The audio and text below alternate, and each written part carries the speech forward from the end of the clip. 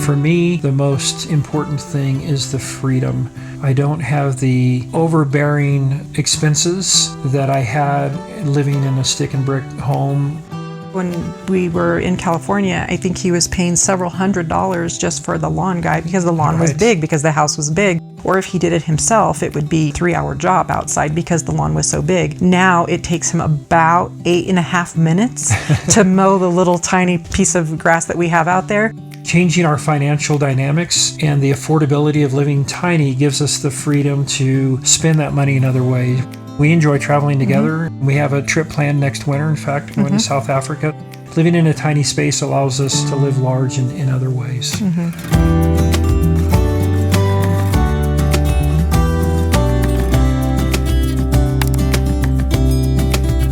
Hi, I'm Ed. I'm Dorindi. And this is our tiny home, which is actually 2 tiny homes put together here in Durango, Colorado. This month will be 2 years that we've lived here in Durango in our tiny home. The original house was a 10 by 40 built on a gooseneck. We lived in that about 1.5 years, and then we decided to do an add-on. We constructed a 10 by 21 add-on, and we connected the 2 tiny homes to make one. The builder was Western Tiny Homes out of Central California. We're located here at Animas View Mobile Home Park. Uniqueness of this is that it's a 120 unit co-op, so it gives us some ownership in the park. We're 1/120th of an owner with our build. Colorado is really defining the co-op initiative. It allows people like us to have ownership in a park and some protection from corporate America coming in and being able to buy the space out from under us. So it gives us a sense of ownership and some equity in our build. We pay $800 a month here for our space rent, and we also pay for water, sewer, and trash, which is an additional $35, so a total of $835 here for our spot. We constructed a 500 square foot deck outside with distinct and separate areas, a fire pit area, a flagstone patio area, and a table area that we can enjoy most of our meals outdoors through most of the year. Along with enjoying the outdoor space, we enjoy the outdoor living lifestyle. On the other side of the train tracks is a walking path that extends from about a 1/4 mile north of us all the way through town. So you can ride bikes or walk along that path or enjoy the river. Now that you've seen the outside, let's check out the inside.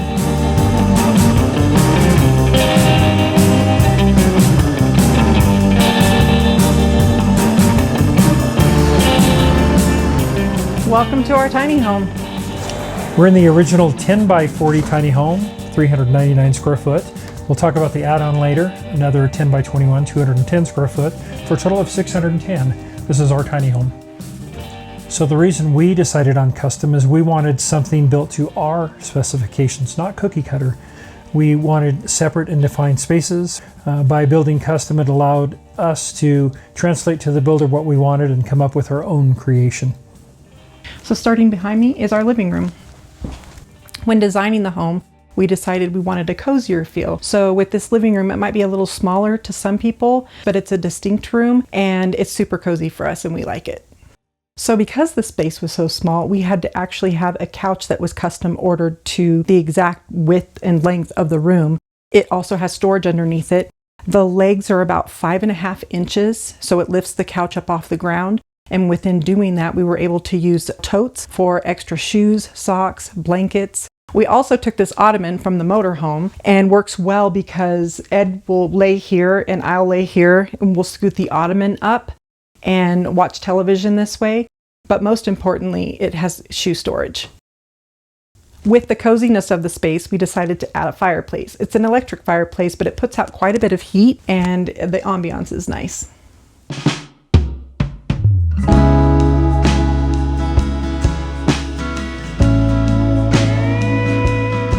I'm from California. I lived there most of my life. I was originally from California, spent the first 40 plus years there working and raising a family. In 2015, I had some health issues. More specifically, I had a blockage in the lower descending requiring a stent. And this is all before I met Dorindi.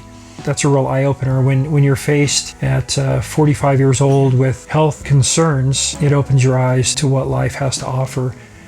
It wasn't until 2017 that I met Dorindi, though, and when she came into the picture, I had a few more health scares. I had a mild stroke, and it scared us.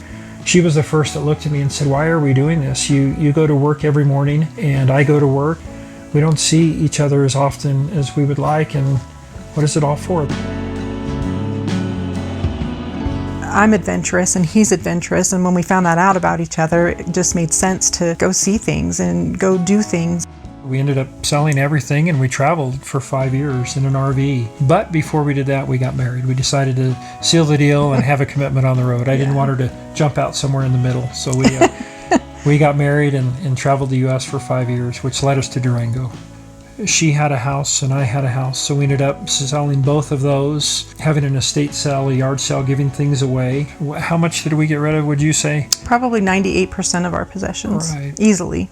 Yeah. And it was liberating. That's the word that we use. It's kind of cliche, but there's nothing I've ever owned that gave me more sense of satisfaction than not owing anyone anything. So that freedom, not having to pay a gardener or a housekeeper or a mortgage or utilities, was something different. So we jumped in the motorhome and we started traveling. In fact, we had a total of 38 states total together. 49 national parks. National parks right along the way. And Capitol buildings, presidential libraries, dive bars, lots of different restaurants. So, yeah. Really gave us a bigger worldview. We were locked into an echo chamber there, I think, in California. So traveling the U.S. and seeing the grayscale in between, we saw things so black and white, I think, being in California, but seeing the rest of the world and the population, most people are not left or right. Most of us live somewhere in the middle. So it was cool to meet people along the way from a variety of cultures.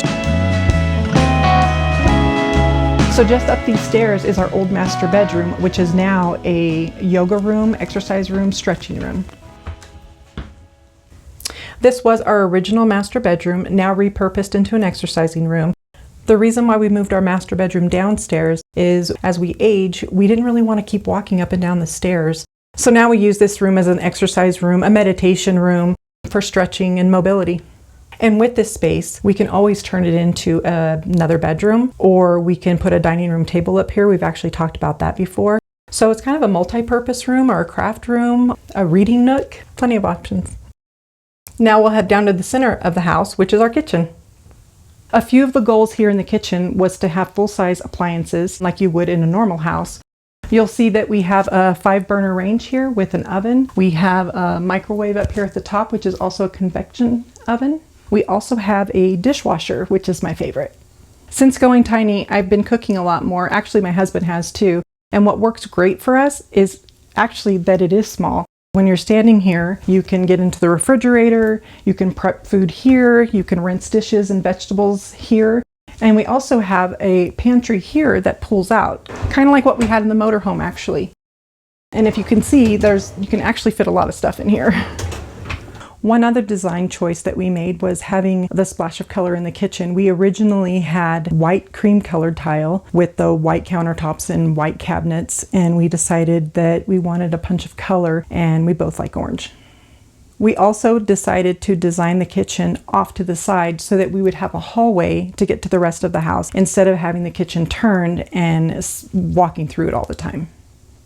I've been trying more and more new recipes lately, which is going great, I promise. But I realize a better technique could really elevate my cooking. So big thanks to Gordon Ramsay for the expert guidance, and to Masterclass for sponsoring this video. Masterclass is a membership to classes from the world's best. Members get unlimited access to over 200 courses and thousands of lessons across business, wellness, design, and much more. All for just $10 a month, billed annually. I've absolutely loved learning new skills and generally just getting inspired. One of my favorites is Amy Poehler's class on applying improv to everyday life. My big takeaways: embracing a little discomfort, wholeheartedly believing in myself, and building trusting relationships can lead to an authentic, fulfilling lifestyle. Easily turn spare moments into fun learning opportunities, anytime, anywhere. I really appreciate the option to listen like a podcast. During this holiday season, you can get up to 50% off an annual Masterclass subscription. Click the link in the description or scan the QR code so they'll know we sent you. Learn from the world's best to become your best with Masterclass.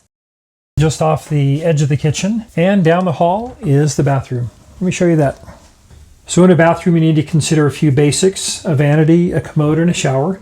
We went with a 30-inch wide vanity, a elongated commode, and a 4-foot wide shower. You'll also notice a window behind me, which allows for pass-through ventilation, and then storage for towels, etc.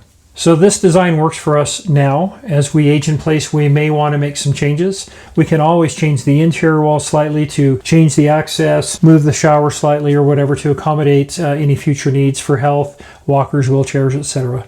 But for now, this bathroom works wonderfully for us. So this originally was our laundry room / walk-in closet / utility area.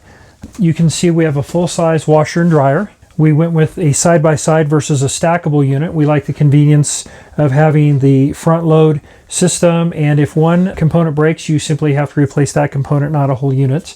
Cabinets to the left. We also have a cat, so we have her litter box and stuff down in the bottom of the cabinet. And this area back here was our hanging closets. With the addition, that afforded us the ability to evolve and make some changes. This is now a utility pantry area and food storage. The add-on completely changed the configuration. It not only allowed more space in here for laundry, but it added the pantry storage, which gave us more room in the kitchen. It gave us a mudroom feel. We built this hanging configuration for our jackets. In Colorado, that's important to be able to grab a jacket and go. Just a game changer altogether. The evolution of the space is fantastic for us. So from the laundry room, let's step into the add-on. This was originally an exterior door, which led to the outside. It's now a pocket door, which takes us into the new space. Follow me. And now we're in the add-on. To my right is an exterior sliding glass door that goes out to the deck. Remember, the original house is in this configuration. The add-on is in an L shape, gives us this space to the outside. To my left is the new master closet, walk-in closet. So we opted for the walk-in closet to give us more space.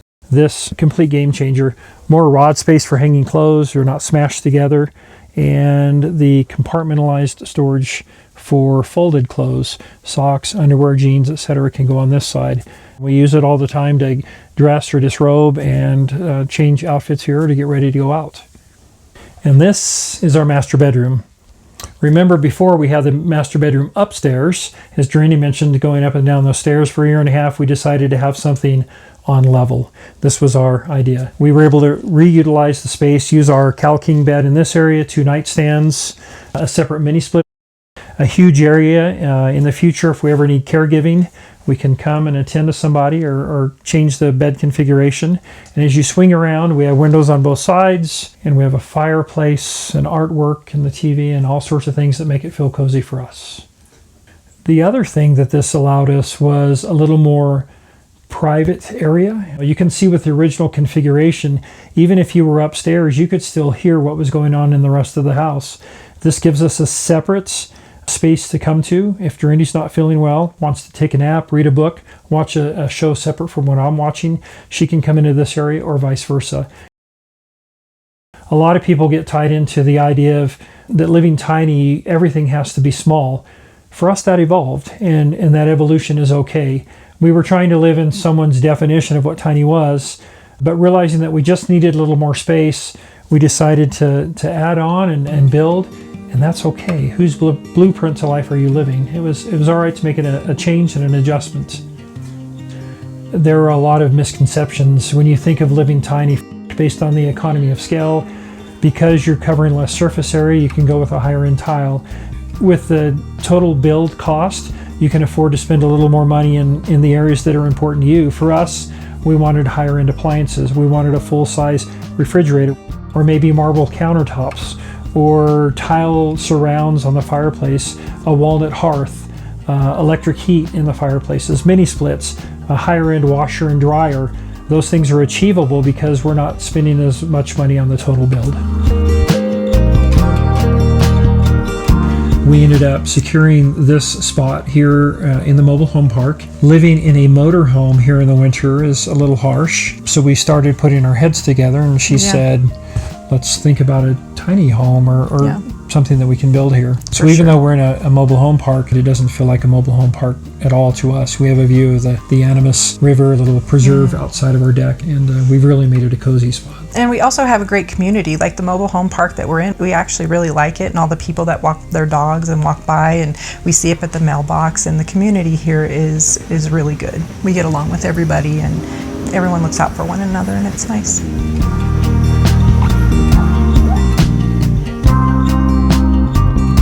We were in a 30-foot motorhome, Class A, so we had the 2 captain's chairs in the front. You take that out of the living space, that 5 feet, so now you're at 25 feet. The whole back half was the bed. Living space in there between kitchen and living room and the dining table was how many feet? 12 foot. So when you compare that to this, I feel like we have gained a lot of space, and it is tiny, but it doesn't feel like it. For us, buying a off-the-lot mobile home wasn't what we wanted. We wanted something that we could customize. Mobile homes, they do make them a lot different now than they have in the past, but I think the customization is what we really enjoyed with this, and the fun in doing that and planning it out. We've had people say, well, why didn't you just do this? Or why didn't you combine this? Oh, we did. Trust us. We did several different renditions of what we wanted. In order to fit the bed upstairs, we have a Cal King bed. We had to bump the wall out a foot, which takes away from the entire rest of the house. So it's like you move one thing and it affects the entire rest of the house. I mean, it was fun, but it was work. So we built the 10 by 40 on a gooseneck. The original cost was $160,000. Keeping in mind that that's all custom. It's 2 by 4 wood stud framed building on a trailer foundation, 16-inch centers like a traditional home. We paid an additional $60,000 for the add-on. And then with the outside seating area, the licensing, the moving, etc., we're about $235,000 into the combined build. Can you finance a tiny home? Absolutely. Yes. We are actually working with a broker out of Texas who hooked us up with a mortgage company. We ended up putting $40,000 down to the builder. To start the build. And then at the end of the build, the mortgage company steps in. They pay off, the remaining balance of the build. And then you have a quote-unquote mortgage payment to that company. It's a manufactured home is how it's titled. So it's still registered through the Department of Motor Vehicles since it has axles affixed. The interest rate was slightly higher. 2% higher than you would find under traditional mortgage. That's because it's a tiny home. Higher risk. It's a higher risk. For us, there were other costs involved.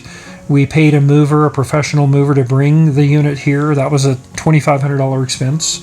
Remember, this is a tiny house on wheels. It's registered through the DMV. That was an unexpected expense. We paid $5,000 to the DMV when we originally took the home from California, registered in Colorado. Remember, it's a vehicle, so there's an annual renewal. The first year we paid $5,000 on the original 10 by 40. Year 2, it dropped to $1,500. Year 3 should be in the $750 range. Since we've taken the wheels off, we're not planning on moving it anymore. Can we non-op it? We're researching the laws in Colorado to see if we can do a non-op on it. Because we had a mortgage on it originally, the mortgage company requires that it's insured, obviously for their protection and ours. Just like a regular house. So we have a homeowner's insurance policy on it. It's considered a manufactured home. We pay $850 a year for the original 10 by 40, and it's insured to a certain value. When the insurance company appraised it, because they want to get an appraisal on its value so that they can insure it properly, it appraised for $255,000, the original 10 by 40. That was kind of a cool thing for us because we had spent $160,000 on the build. It's immediately worth $100,000 more than we spent to buy it. So we had some equity investment from the very start. Tiny home living isn't just for a certain group of people. We've met people in their 20s that are just starting out, that are spending $30,000 for a shed style or an ADU.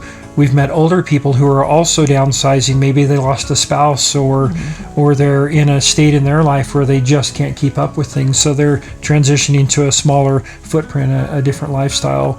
So I think the tiny home movement and community involves people from all social and economic For sure. groups, right, from the young to the old, and us somewhere in between. Yeah. It provides affordability for a range of people. It really minimizes what you buy and what you spend and what you bring into the house, because there literally is not enough room. So sometimes we'll look at each other and say, well, I want this, or I'm going to bring this in. Well, what are you getting rid of?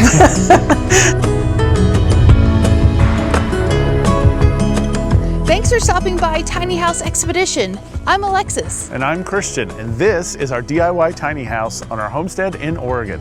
Looking for more tiny inspiration? Watch these videos. But if you're looking for something specific, visit our channel homepage to browse tiny homes by category. And don't forget to subscribe. Hope to see you soon.